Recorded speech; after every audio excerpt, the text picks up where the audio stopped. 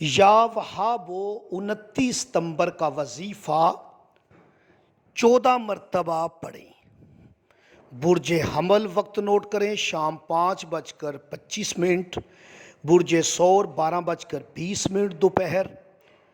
برج جوئزہ وقت نوٹ کریں، صبح 5:40 اور برج سرطان 2:15۔